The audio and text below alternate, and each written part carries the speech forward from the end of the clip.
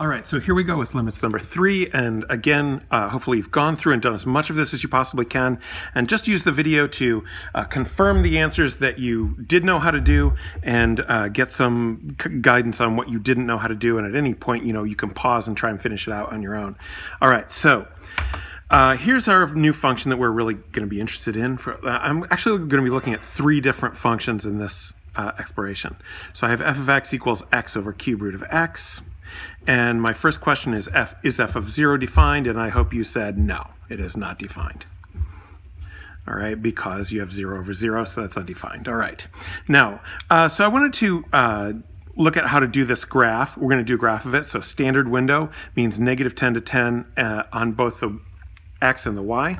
So I'll just show you a couple things about how that works. So when I go to y equals, and I'm going to do my fun fraction-y thingy just because I like it, and I'm going to put x on the top. So another question sometimes people have, how do I get cube root of x on your calculator? Math, and then you can either pick cube root of x, or if you have a different power of x, you could pick x root, and I'll just show you what that looks like.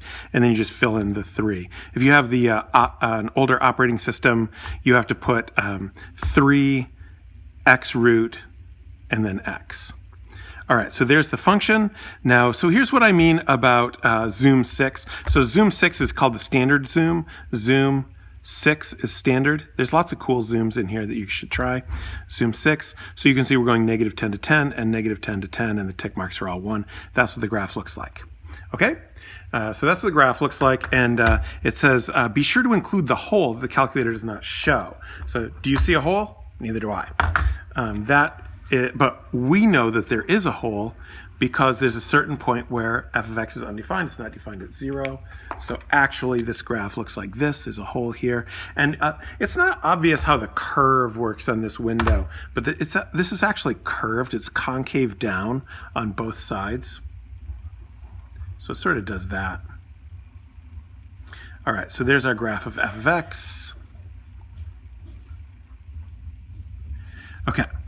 Now, what appears to be the limit as x approaches 0 of f of x, this is, so when I talk about behind the curtain and in front of the curtain, this question is in front of the curtain. This is something that could be on a test.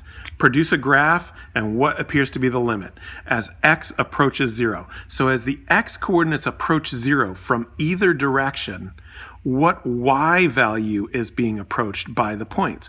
Well, as x comes to 0 from this side, or x comes to 0 from this side, the y values are always approaching 0. So it appears that limit as x approaches 0 of f of x equals 0. So that's how we would say that. As x is approaching 0, the f of x is approaching 0.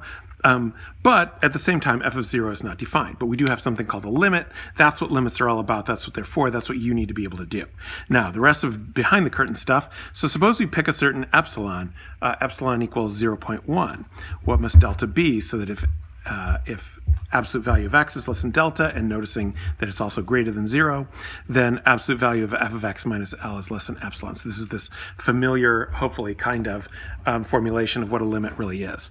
So here's our steps that we're going to follow to do that. Hopefully you've been able to follow those and do as much as you can. I tried to be pretty clear. So we're going to start with the inequality absolute value f of x minus L. What you're doing here is called an epsilon delta proof of a limit. You will never have to do one of these unless you're in an advanced calculus course, or sometimes called real analysis. All right, but I want you to at least see 1 or 2 of them. All right, since f of x is always greater than L, you can drop the absolute value. All right, so I can look at my function f of x. F of x is always positive. This expression is always positive. I can see that from the graph. Therefore, but L is 0, so f of x is always more than L. So the absolute value of f of x minus L is really just f of x minus L. In fact, I mean, I could really jump ahead a little bit and not follow my steps exactly. We know that the L is 0. This is L, is 0. So f of x minus L is just f of x. That's really all we have there. Okay, that's not following exactly the same steps I had here.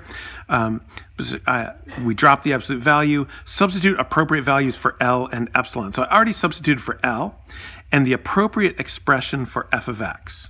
All right, so our f of x is x over cube root of x. The L is 0, so I already substituted that by dropping it. And the epsilon is what is given to us at the beginning. Epsilon equals 0.1. So for epsilon equals 0.1, we're going to put 0.1. All right, now our next job is to solve this inequality. That's kind of difficult. Let's see what it says. X is greater than 0, therefore x is not equal to 0. Oh, so that's about the simplification? We'll come back to this later. It really has to do with this step. We're going to worry about this and this step. All right, but for now, we'll stop here and go to the next video.